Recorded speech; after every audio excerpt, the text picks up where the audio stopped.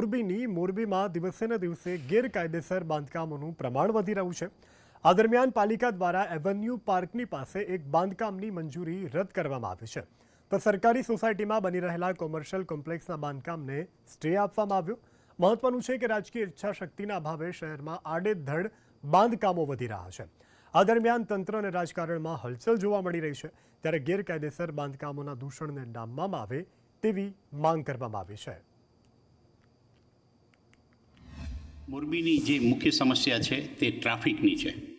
આપણે મવડા અસ્તિત્વમાં હતું, આ ઉપરાંત આપણને ખ્યાલ છે નજીકમાં રાજકોટમાં રૂડા કે અમદાવાદમાં ઓડાની વાત કરીએ તો એક શહેરની ફરતે જો ડેવલપમેન્ટ થવો જોઈએ, રિંગ રોડ બને અને જે આસપાસના ગામો છે તેમાં પણ સિસ્ટમેટિક બાંધકામની પરમિશનો આપવામાં આવે।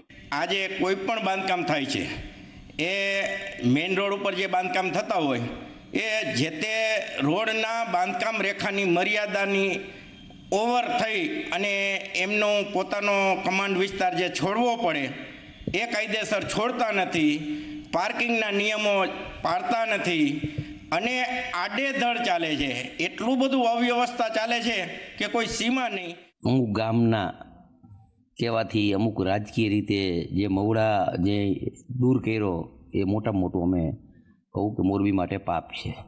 હવે તાજેતરમાં હમણાં જ ચૂંટણા પછી એક હાથમાં જે કામ લીધું, એક મવડા અને કોર્પોરેશન, એની બંનેની દરખાસ્ત ગાંધીનગર વહી ગઈ છે અને એ લગભગ ટૂંક સમયમાં પણ નિર્ણય લેવાઈ જશે। મોરબીની હાલની જે પરિસ્થિતિ છે ને એના માટે તંત્ર અને પ્રજા બંને જવાબદાર છે। ગેરકાયદેસર બાંધકામો પ્રજા કરી રહી છે અને જે થવા દઈ રહ્યું છે એ તંત્ર છે, એટલે બંનેની સંયુક્ત જવાબદારીથી આ કોન્ક્રીટનું જંગલ ઊભું થઈ ગયું છે મોરબીમાં। નથી કોર્પોરેશન થતું, નથી મવડા થતું। મોરબીની અંદર જો બાંધકામની વાત કરીએ તો સરકારશ્રીના જે નિયમો છે, ઉદાહરણ તરીકે કોમન GDCR, 9 મીટરના ઓછામાં ઓછા 12 મીટરના રોડ મૂકવાની વાત, તેમજ માર્કિંગ અને માર્કિંગ મૂકવાની વાત, પણ આવા કોઈ નિયમોનું પાલન થતું નથી।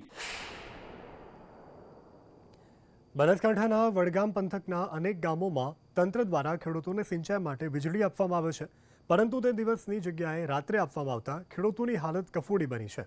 તંત્રની દયાહીનના કારણે શિયાળાની હાડ થીજવતી ઠંડીમાં પણ ખેડૂતોને આખી રાત ફરવું પડે છે અને રાત્રિના ઉજાગરા કરી ખેતરોમાં પાણી વાળવું પડે છે। રાત્રિના અંધકારમાં જંગલમાં જંગલી જાનવરોનો ડર લાગે, તેથી જગતના તાતને જીવ હથેળી પર રાખી અને ખેતીકામ કરવું પડે છે। આથી ભારતીય કિસાન સંઘ દ્વારા ખેડૂતોની રેલી GEB કચેરી પહોંચી હતી અને આવેદનપત્ર પાઠવી અને દિવસે વીજળી આપવાની માંગ કરી। GEBના અધિકારીઓએ પણ ખેડૂતોની માંગને ઉચ્ચ કક્ષાએ પહોંચાડવાની ખાતરી આપી હતી।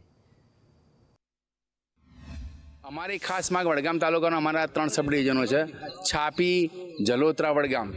એમાં જે સબ ડિવિઝનની ટોટલી જે ફીડરો છે એ ફીડરોની અંદર જે મહિનાના 4 વારા છે, એમાં દિવસ રાત જે પાવર આવે છે, એટલે ઠંડીનો માહોલ છે।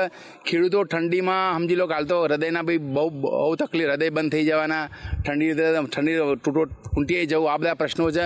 ખેડૂતને ઠંડીની બહુ તકલીફ પડે છે, માટે જે રાતનો પાવર છે એ દિવસનો કરી દેવો। અને અમારે જે રાતનો જે પાવર આવે છે એ પાવર અમારે દિવસે કરી આપવા માટે અમે વડગામ સબ સ્ટેશન ખાતે બધા ખેડૂતોને રેલી કાઢી અને સાથે આવી અને આવેદનપત્ર પાઠવેલ છે। ખેડૂતો દ્વારા જે રાત્રે 11 વાગ્યાનો પાવર શેડ્યુલ છે ખેતીવાડી ફીડરોમાં, એમાં દિવસે પાવર આપવા માટે રજૂઆત આવેદનપત્ર રૂપે રજૂ કરેલ છે।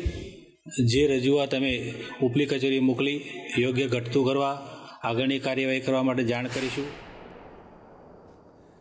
ગુજરાતમાં એક તરફ સ્માર્ટ સિટી, સ્માર્ટ વિલેજની વાતો થઈ રહી છે, ત્યારે આણંદ જિલ્લાના તારાપુરનું બેગમપુરા ગામ સ્માર્ટ થવાની વાતોથી દૂર પણ પ્રાથમિક સુવિધાઓથી પણ દૂર છે। એક તરફ દેશમાં આઝાદીનો અમૃતકાળ ઉજવાઈ રહ્યો છે, ત્યારે આ ગામમાં લોકો આજે પણ પીવાના પાણી માટે વલખા મારી રહ્યા છે। આજે પણ મહિલાઓ પાણી માટે માથા પર બેડા લઈ દૂર દૂર સુધી જવા માટે મજબૂર છે। 1000ની વસ્તી ધરાવતા આ ગામમાં મોટાભાગની વસ્તી પશુધન પર નિર્ભર છે, પરંતુ જ્યાં માણસ માટે પીવાનું પાણી ન હોય ત્યાં પશુઓને શું પીવડાવે? તેથી પશુ માલિકો હવે પશુઓ પણ વેચવા માટે મજબૂર બન્યા છે। ગામમાં કોઈ સરપંચ ન હોવાથી ગામનો વહીવટ અને વહીવટીતંત્રના હાથમાં છે, જે ખાડવી ગયેલું હોવાનું પણ જોવા મળ્યું। લોકોની વેદનાઓ ચરમસીમાએ પહોંચી છે અને આ વેદનાઓમાં લોકોનો રોષ પણ જોયા શકે। 88 થી સાલી પાણીની બહુ સમસ્યા છે. ઢોરોને પીવાનું, અમારે પીવાનું, અને બહુ ગામ છોડીને લોકો જવા માંડ્યા છે. ઢોરો પણ વેચવા માંડ્યા છે. પાણી વાળા શું કરવાનું? અમારે પાણી તો જોઈએ કે ના જોઈએ? અને અમારે કાલ મારે જ ઘેર કાલ પ્રસંગ છે, બોલો પાણી વાળા શું કરી શકવાના? કાલે મારે ઘેર સગા આવીને ઉભા રહેશે તો પાણી કઈથી લાવવાની છું? અમારા ગામમાં પાણીની એટલી સમસ્યા છે, જ્યારની લાઈન નખાઈ છે ત્યાંનું પાણી જ નહીં આવતું, હપવું જોઈએ નહીં. અત્યારે અમારે લુગડા ધોવા ગમે તે કરવું હોય, તલાવ કૂવો ગમે તે જઈએ ને તો પાણી નહીં હોતું. તલાવ હોય આવડું અમથું છે નહીં, આરાનો ઠેકાણો નહીં, કસાનો નહીં. અમદાવાદના સોલામાં હત્યાની ચકચારી ઘટના સામે આવી છે. અનૈતિક સંબંધોથી જન્મેલી બાળકીની હત્યા કરાઈ છે. જન્મ આપનાર જનેતાએ બાળકીની હત્યા કરી છે.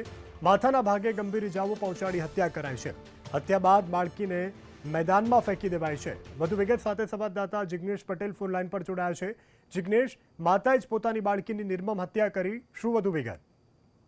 યસ, વાત કરવામાં આવે તો બનાવ અમદાવાદમાં 5 તારીખે બન્યો હતો કે જેમાં 5 તારીખે સોલા વિસ્તારમાંથી ખુલ્લા મેદાનમાંથી એક બાળકીની લાશ મળી આવી હતી. જ્યારે પોલીસે તેમાં તપાસ કરી ત્યારે હકીકત સામે આવી કે હત્યા તેની માતાએ જ કરી હતી. અને માતાની આ અંગે પોલીસે જ્યારે તપાસ હાથ ધરી ત્યારે તેણે બાળકીને એટલે કે કહી શકાય કે તેના જે અનૈતિક સંબંધોથી જન્મેલી જે બાળકી હતી તેની હત્યા કરી અને તેના મૃતદેહને ખુલ્લા મેદાનમાં નાખી દીધો હતો. અને તે બાદ સોલા પોલીસે તેની માતા વિરુદ્ધ ગુનો નોંધી અને તેની ધરપકડ માટેની કાર્યવાહી શરૂ કરી છે.